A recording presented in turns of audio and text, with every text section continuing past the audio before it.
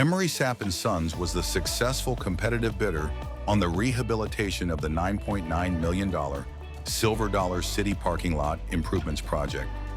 As prime contractor, ESS completed 192,240 cubic yards of earthwork and installed more than 12,000 linear feet of underground utilities.